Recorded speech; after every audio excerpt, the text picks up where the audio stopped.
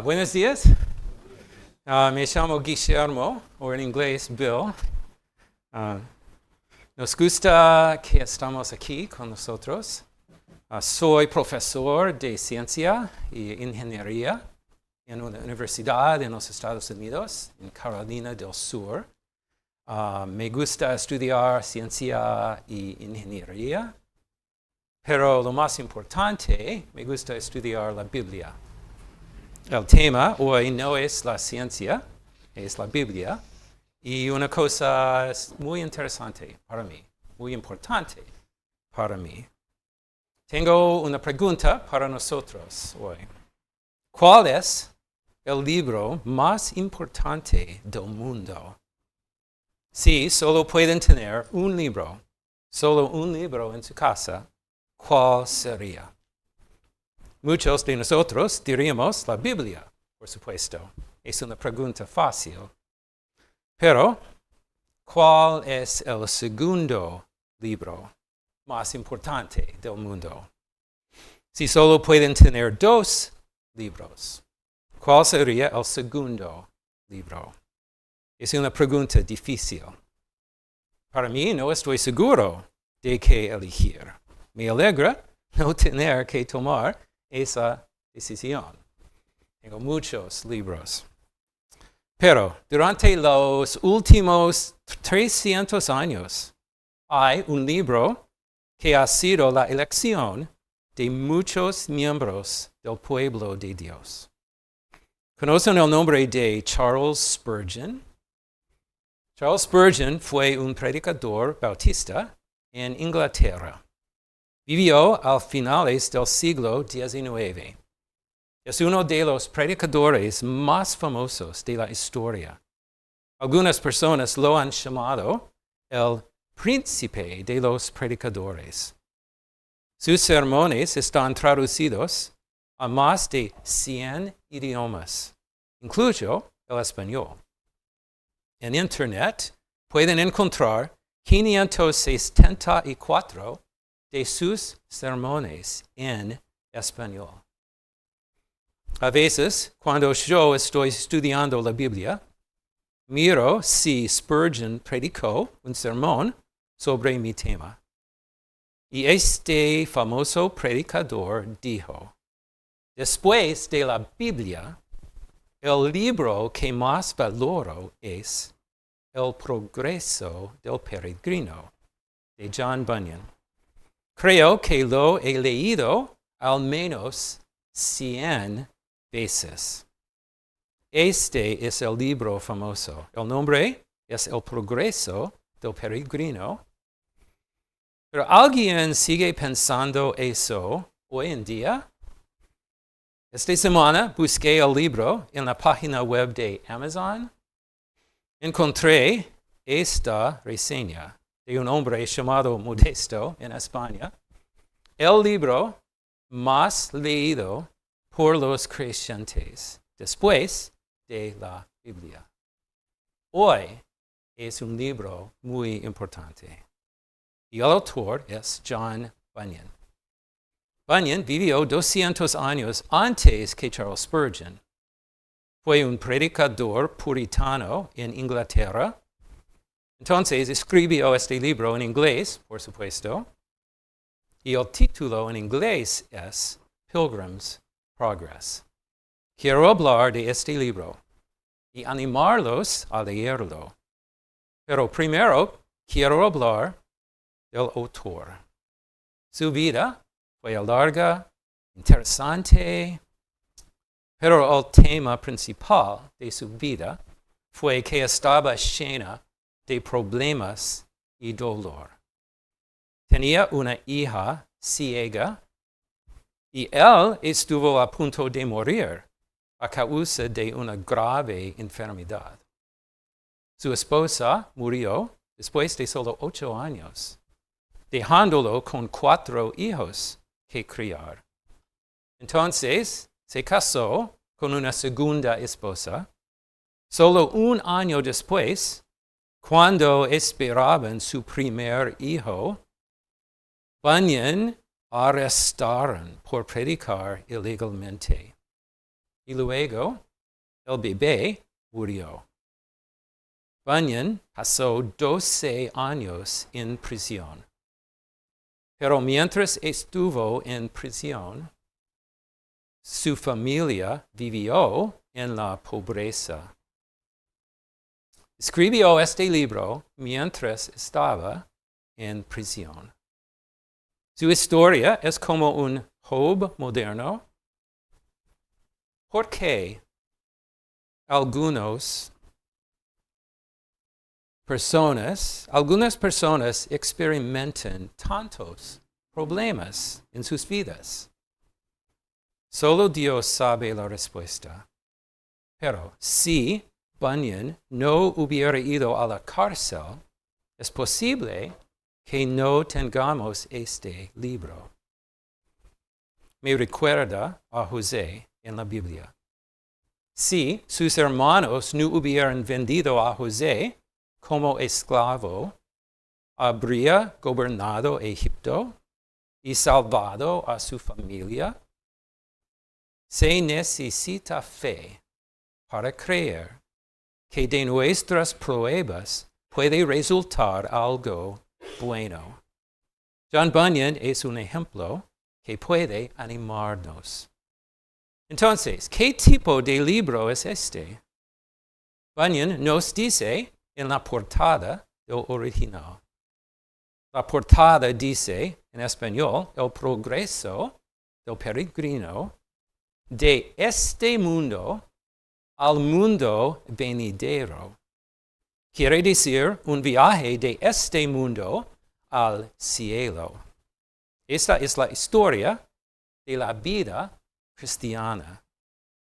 Entonces, Bunyan explica, presentado bajo el símil de un sueño, o como diríamos hoy, una parábola.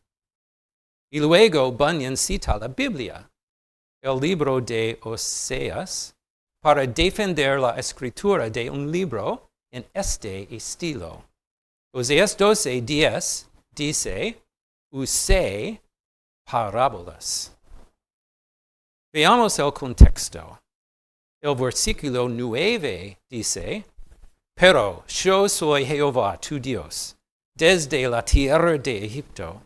Aún te haré morar en tiendas, como en los días de la fiesta, y he hablado a los profetas, y aumenté la profecía, y por medio de los profetas usé parábolas. Y Bunyan dijo, voy a usar una parábola para contar la historia de la vida cristiana. Es una historia ficticia, pero está llena de la Biblia. Parece que casi cada frase contiene alguna verdad bíblica. Leamos el párrafo inicial y le mostraré lo que quiero decir. En la impresión original del libro, Bunyan imprimió referencias de versículos bíblicos en los márgenes. Lamentablemente, muchas ediciones los omiten por completo. Si quieren leer este libro, buscan una copia con las referencias bíblicas en la margen. Por ejemplo, este ejemplo dice edición completa y de estudio. Contiene las notas completas y también otras notas de estudio. Este libro está disponible en línea y en librerías. En Amazon, el libro no es caro, pero el envío a Uruguay, sí, es un poco caro. Pero aquí tienen Busca Libre. Solo 1,700 pesos, es mejor.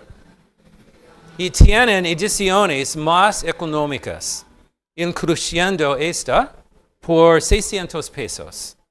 No sé si incluye las notas o no. Y también pueden leerlo gratis en línea. Les animo a buscar una manera de leer este libro. Les mostraré el primer párrafo con referencias.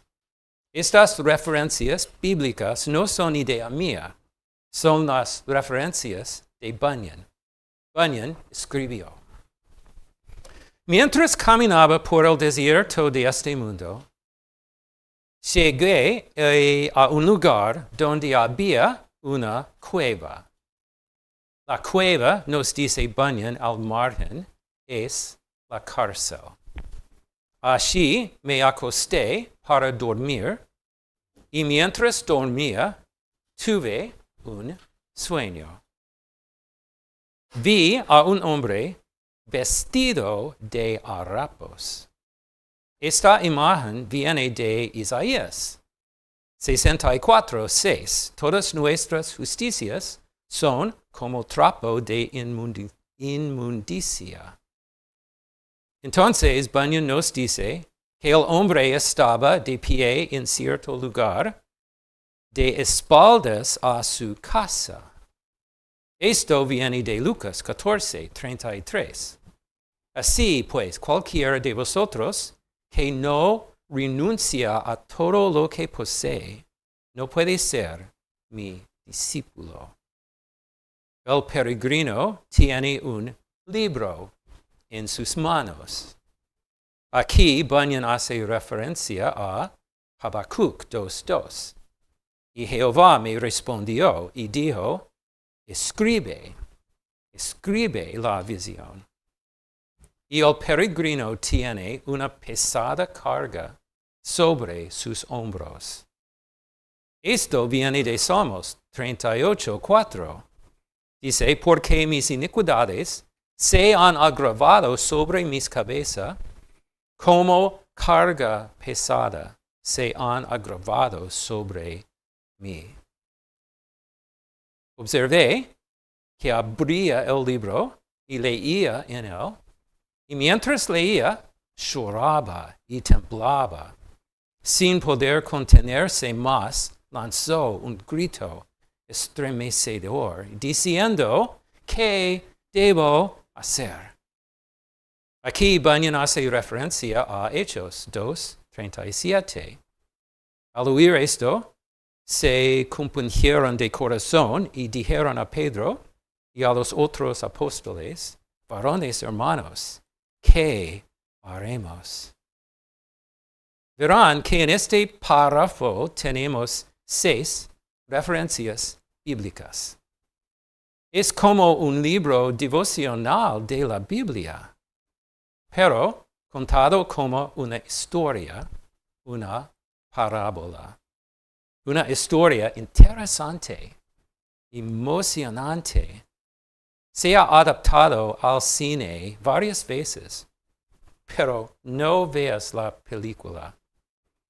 Leen el libro primero, porque solo el libro contiene todas las referencias bíblicas. Los niños pequeños pueden disfrutar la historia y aprender lecciones bíblicas. Los adultos también disfrutan la historia y tienen una comprensión más profunda de la verdad bíblica. Podemos pasar toda la lección siguiendo sus referencias bíblicas. Algunas de ellas no son referencias bíblicas comunes. Un hombre llamado evangelista se encuentra con cristiano y le pregunta: ¿por qué tiene miedo de morir? Evangelista dice: ¿por qué no estás dispuesto a morir, siendo que esta vida conlleva tantos males? Cristiano responde: ¿por qué temo que esta carga que tengo sobre mis espaldas me hunda más que el sepulcro y descienda al Tophet? ¿Reconoce esa palabra, Tophet? Es una palabra bíblica de Isaías, capítulo 30, versículo 33. Dice: porque Tophet ya de tiempo está dispuesto y preparado para el rey, profundo y ancho, cuya pira es de fuego y mucha leña. El soplo de Jehová, como torrente de azufre, lo enciende. Tophet era un lugar donde hacían fuegos. Se utiliza aquí como referencia al infierno. Bunyan no era un hombre con una educación elevada, pero él conocía muy bien la Biblia. Pero cuando abrimos el libro, en la primera página, no encontramos el párrafo inicial que acabo de leer. En cambio, hay un prólogo inusual. Está escrito en forma de poema. Y es un poema largo, 8 páginas en mi copia. No es fácil de leer. Podría desanimarlos de comenzar la historia. Si quieren, pueden leer el libro primero. Luego pueden regresar y leer el prólogo. El prólogo se titula Apologético del autor. Bunyan defiende por qué escribió este libro en forma de parábola. Cita a sus críticos. Sus críticos dicen, explícate de una vez las metáforas. Los ciegan y ahogan. Y luego él responde, ¿no conviene escribir en tal estilo? ¿Cuál es su principal motivo? ¿Acaso las leyes de Dios en tiempos antiguos no se exponían mediante tipos, sombras y metáforas? Entonces Bunyan pregunta, ¿eres olvidadizo? Entonces lee mis cuentos. Se te clavarán como abrojos. Me encanta la conclusión. Oh, entonces ven aquí, toma mi libro y ponlo junto a tu cabeza y tu corazón. Entonces, ¿qué podemos aprender al leer este libro? Si ustedes, como cristianos, sienten una carga por el peso de sus pecados, si no han nacido de nuevo, si no son cristianos verdaderos, entonces este libro puede mostrarles el camino. Pero eso no es el objetivo principal del libro. El peregrino es un hombre llamado cristiano. Cristiano se deshace de su carga en la página 26. La historia continúa durante 200 páginas más. Como dice en el título, este libro trata principalmente sobre el camino de la vida cristiana. Si ustedes son creyentes, este libro puede ayudarles a saber cómo vivir. Como dijo Bunyan, mi libro hará de ti fiel peregrino. O como escribió literalmente, te convertirá en un viajero. Este libro ha sido importante en la historia de la Iglesia. También es importante para mí personalmente. Quiero compartir la lección más importante que yo aprendí de este libro. Esa lección es, para mí, vivir mi vida como un peregrino. Un peregrino es una persona que vive para otro tiempo y otro lugar. Él piensa en el futuro, no solo en el presente. Este mundo no es su hogar. Están viajando a otro destino. ¿Es esa su actitud? ¿O se sienten muy cómodos aquí y ahora? Hoy existe un tipo de predicación popular que promete una buena vida aquí y ahora. Si sigues a Jesús, tendrás dinero, tendrás éxito, tendrás buena salud tendrás una buena vida ahora. Esta enseñanza no es bíblica. Dios sí promete satisfacer nuestras necesidades. Él promete bendiciones en esta vida, pero también nos advirtió que tendríamos problemas y tristezas. Escuchen Juan 16, 33. Estas cosas os he hablado para que en mí tengáis paz. En el mundo tendréis aflicción. Pero confiad, yo he vencido el mundo. En el primero de Pedro 4:12, Pedro escribió, amados, no os sorprendáis del fuego de prueba que os ha sobrevenido, como si alguna cosa extraña os aconteciese. En muchos sentidos, ese fue un viaje difícil para el cristiano.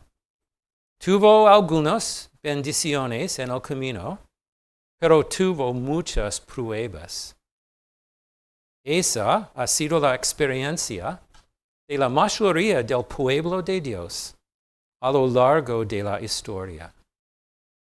Pero para un hombre como cristiano, eso está bien, porque este mundo no es su hogar. Está viajando a la ciudad celestial. Ese es su sueño y su esperanza. En Mateo 6:19, Jesús nos dijo, no os hagáis tesoros en la tierra, donde la polilla y el orín corrompen, y donde ladrones minan y hurtan, sino haceos tesoros en el cielo, donde ni la polilla ni el orín corrompen, y donde ladrones no minan ni hurtan. Pero ¿cómo se acumula tesoro en el cielo? No se puede enviar dinero al cielo. Aquí hay una forma. Mi padre solía decir, no pueden llevar cosas al cielo, pero sí pueden llevar personas.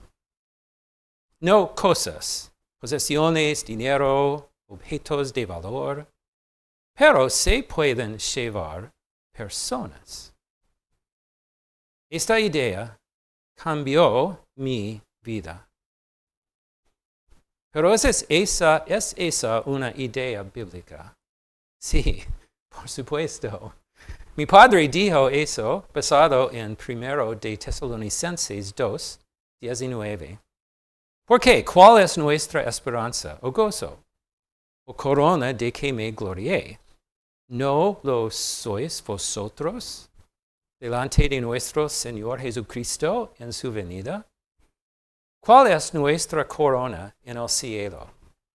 No está hecho de oro, es la gente. Por eso estoy aquí en Uruguay. Podría estar en casa intentando ganar más dinero, tratando de tener un auto mejor, una casa más grande. Pero esos son tesoros terrenales.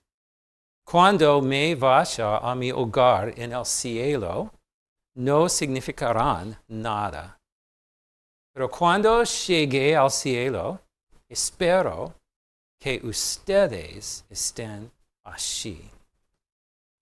Y tal vez dirán, un domingo de junio de 2026, un predicador me animó a vivir para el cielo, no para este mundo. Usted me ayudó a comprender mejor la vida cristiana. Y yo diré que es un tesoro mejor que cualquier casa o auto elegante. Escuche la descripción de Abraham en Hebreos 11, 8-10. Por la fe, Abraham, siendo llamado, obedeció para salir al lugar que había de recibir como herencia y salió sin saber a dónde iba. Por la fe, habitó como extranjero en la tierra prometida, como en tierra ajena, morando en tiendas con Isaac y Jacob, coherederos de la misma promesa. Porque esperaba la ciudad que tiene fundamentos, cuyo arquitecto y constructor es Dios. Tal vez podría pensar que Abraham era un peregrino que buscaba la tierra prometida. Es verdad que Dios le prometió un país en la tierra, y en el versículo 8 fue llamado a salir de casa y ir allí. Pero mire cuidadosamente el versículo 9. Cuando llegó a la tierra prometida, todavía vivía allí como un extranjero en la tierra prometida, pero como un extraño. Todavía le parecía un país extranjero, porque en definitiva su esperanza no era la tierra prometida. Su esperanza era el cielo. Puede ver eso cuando él y Lot tuvieron un conflicto.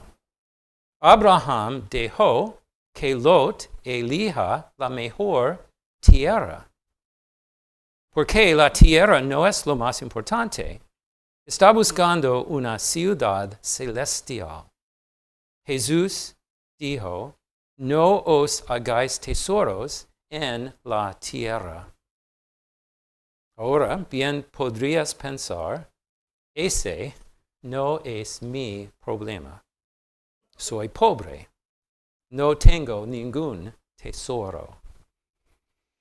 Pero no se tratan solo de sus cuentas bancarias. Esto también se trata de su mente. En Colosenses 3:2, Pablo escribió, poned la mira en las cosas de arriba, no en las de la tierra. Poned la mira en 1 Timoteo 6:10. Pablo dijo, porque raíz de todos los males es el amor al dinero, el cual, codiciando algunos, se extraviaron de la fe y fueron traspasados de muchos dolores.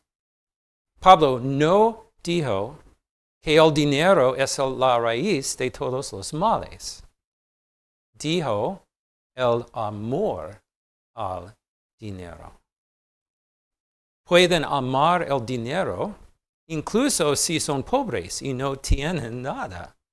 Pueden amar el dinero. Pablo no dijo algunos obtuvieron dinero y luego se extraviaron.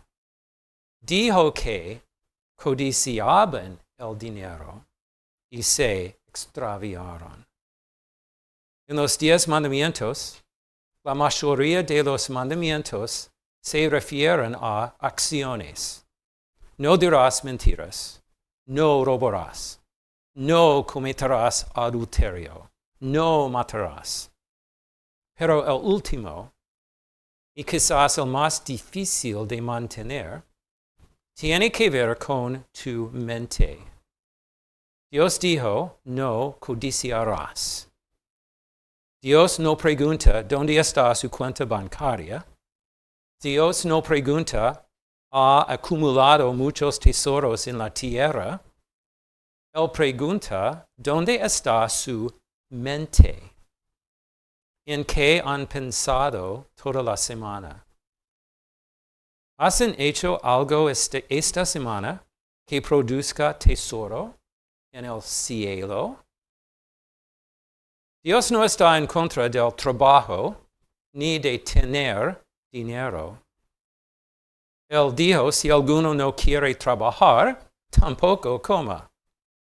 Él dijo, porque si alguno no provee para los suyos, y mayormente para los de su casa, ha negado la fe y es peor que un incrédulo.